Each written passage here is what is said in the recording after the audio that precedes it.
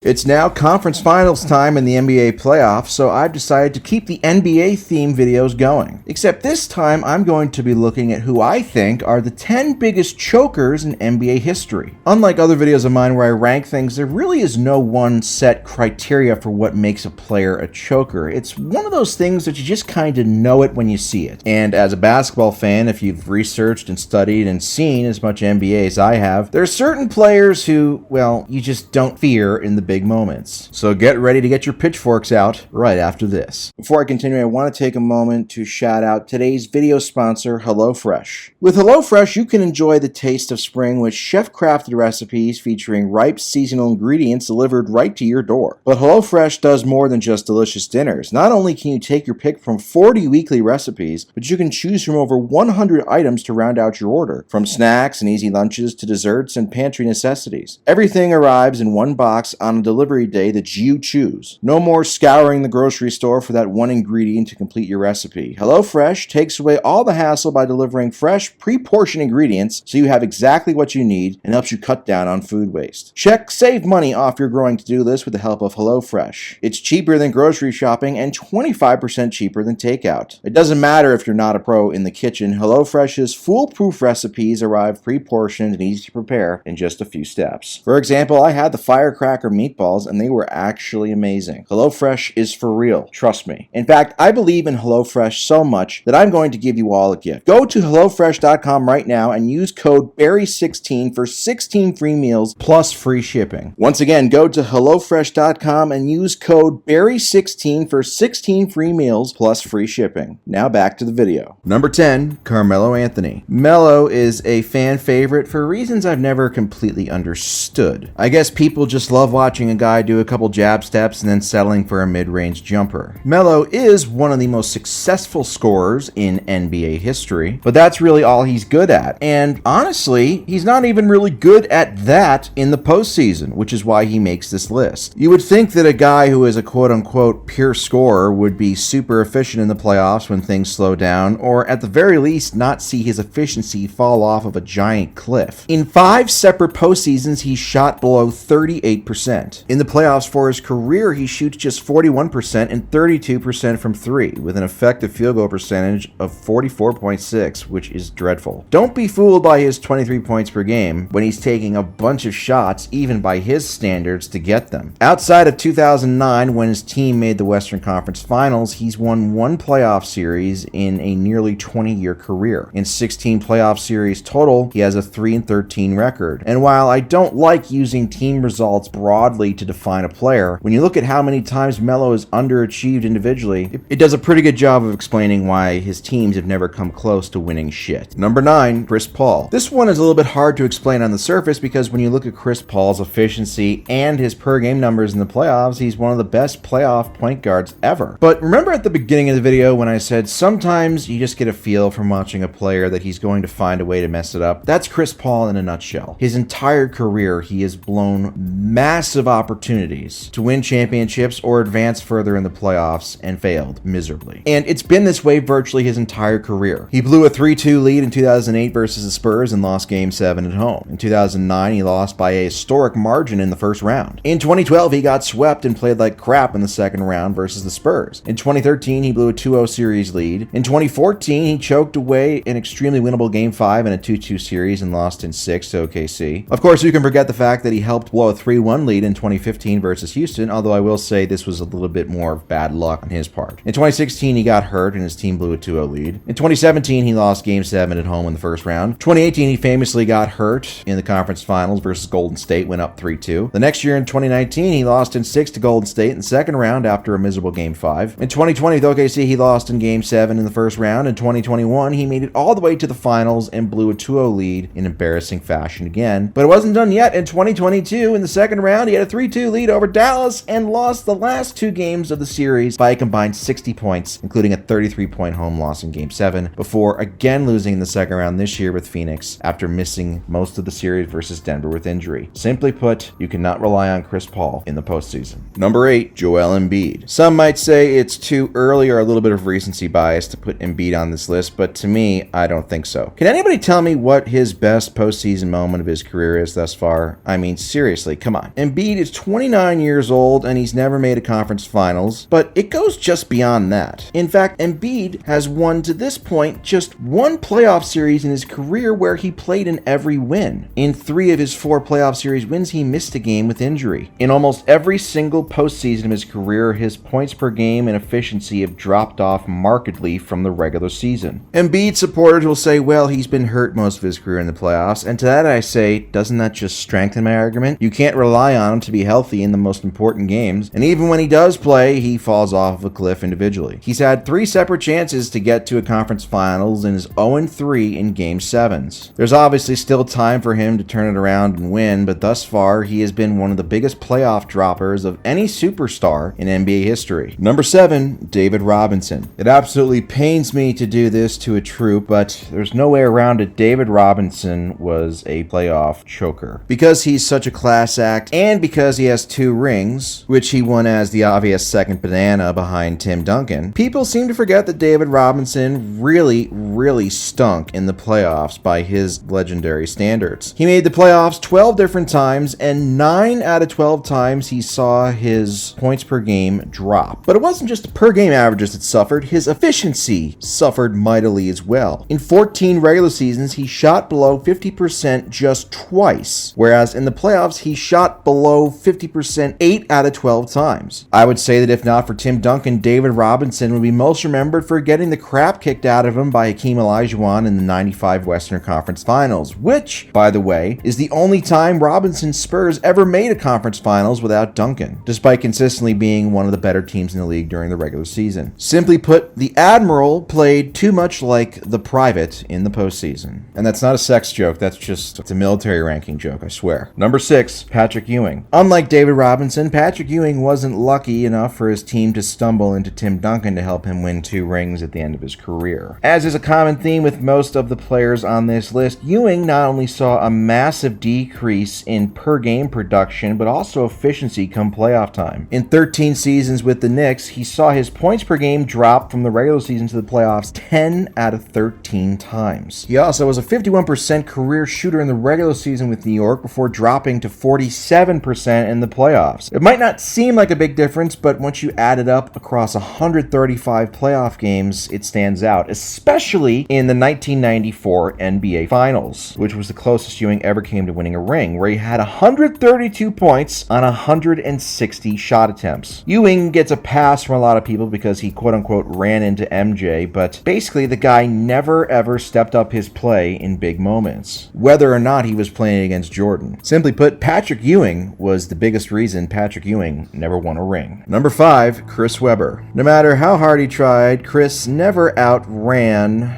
the timeout that he had while playing in Michigan. And unfortunately, his penchant for coming up short in big moments continued in his professional career. Webber made the playoffs 10 times in his career, and 8 out of those 10 postseasons he saw his points per game drop from the regular season, while also suffering a massive drop in efficiency most years. Some might say that he was robbed from his moment of glory in 2002 by the referees and the Kings, but even then, in Game 7 of the Western Conference Finals at home, he went just 2 for 9 in the fourth quarter and overtime, and that was the closest he would ever come to winning a championship. Simply put, as an opponent, for all of his talent, Webber was a guy that you hoped had the ball in his hands at the end of a close game. And quite honestly, other than being called a quitter, that might be the worst possible thing you can be called as an athlete. Number 4, Wilt Chamberlain. Wilt is easily the most successful choker on this list, as he did win 2 championships and a finals MVP. Wilt, however, is a victim of his own success, as he is one of the most famous playoff droppers of all time. Not a single time in his entire career did Wilt Chamberlain average more points per game in a postseason than he did in a regular season. That's right. 13 times he made the playoffs, and all 13 times his scoring output decreased. It doesn't matter what stage of his career he was at, whether it was his scoring phase early in his career, his all-around phase in Philly, or his defensive anchor phase with the Lakers. Wilt was just not the same animal come playoff time that he was in the regular season. And it's pretty puzzling because considering his significant athletic advantage over his peers, he should have easily won about 5 or 6 rings. It also doesn't help that he averaged over 30 points per game for his career in the regular season and just 18.5 in 6 finals appearances. If Wilt had been anywhere near as consistent consistent in the playoffs as he was in the regular season, he would easily be the greatest basketball player of all time. Instead, he'll have to settle for being consensus top 10 player ever, who had a lot of premarital sex off the court. Number 3,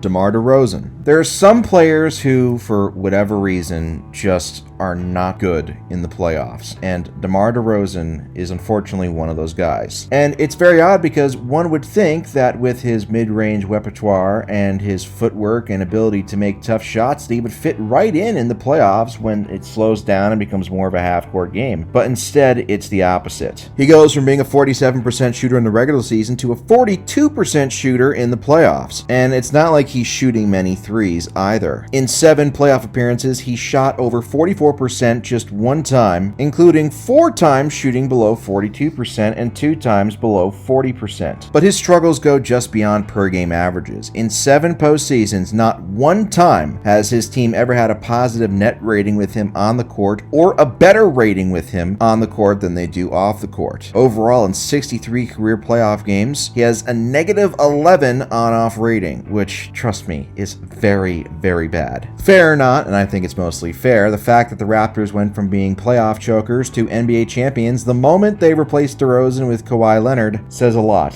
about DeMar DeRozan's lack of postseason fortitude. Number 2, James Harden. To me, what makes a player a choker is consistency. Every single player that you can think of, yes, even Michael Jordan, has bad playoff moments or bad shots or missed game winners, whatever. It's the real GOAT chokers, though, that you can count on to crap their pants like clockwork every single year the moment the lights get the brightest. And James Harden is one of those rare few. He's made the playoffs every single year of his 14-year career. 11 times in 14 postseasons, his points per game dropped off from the regular season, and 10 times in 14 postseasons, his shooting efficiency dropped off from the regular season. But it's not just the consistent drop-offs from per-game averages over the entire postseason that make Harden special. It's the individual meltdowns that he seems to go through every single year when the lights hit the brightest. And the thing is, it's every single season. A 2 for 11 performance here, a 12 turnover performance here, helping miss 27 straight threes. And he does all of this without barely any clutch shots on his resume. Honestly, this season versus Boston was the first time he had any memorable clutch shots. And even then, after going up 3-2 in games 6 and 7, he combined to shoot 4 for 16 and 3 for 11. In clutch scenarios in games, he's been terrible. In elimination games in general, he's been terrible. And in the playoffs overall, he's been very underwhelming. Simply put, he is one of the most complete chokers of all time. But he's not the worst. Number 1, Karl Malone. Karl Malone is the absolute worst. But enough about him as a human. Let's talk about him as a basketball player. He also happens to be the biggest choker in NBA history. One quick look at his basketball reference page will tell you, hey, wait a minute, Barry, but his per-game averages in the regular season and playoffs are basically the same. And that's true mostly on per-game averages, but when you look at the efficiency drop-off, and I'm not just talking about 1 or 2 percentage points, okay? That's to be expected when you go into the playoffs and you're facing harder defenses. Especially when you're Karl Malone, the guy was built like a fucking bodybuilder. You would think he would get in the low post and fucking score more efficiently in the playoffs, but no. His career playoff field goal percentage was 6% worse than his regular season percentage. And again, that might not sound bad, but this guy played in almost 200 playoff games. This wasn't 1 or 2 bad years. This was consistent. 17 out of 19 years, Karl Malone shot worse in the playoffs than he did in the regular season. And the vast majority of those times, it was noticeably worse. And I haven't even talked about his famous free throw problems, which came to light at the end of Game 1 of the 97 finals. But I just can't get over how badly this guy's efficiency dropped off come playoff time shooting the ball. Down 9% in 87, down 12% in 1990, down 7% in 1991, down 10% in 1993, down 7% in 95, down 12% in 97, down 6% in 98, down 8% in 99, down 9% in 2001. Over and over and over and over again, this guy just repeatedly crapped his pants in the playoffs and was nowhere close to what he was in the regular season. And before you give him the excuse of, oh, well, he ran into Jordan, he played Michael Jordan 2 times in 19 seasons. So that means 17 playoff series he lost that weren't against Michael Jordan. Simply put, Karl Malone is the biggest choker in NBA history. And I really don't know how anybody can disagree. That'll do it for this video, folks. I hope you aren't too upset about it. I want to thank all of you for watching, and if you haven't yet, please press that subscribe button. There's plenty more great content on the way. Take care.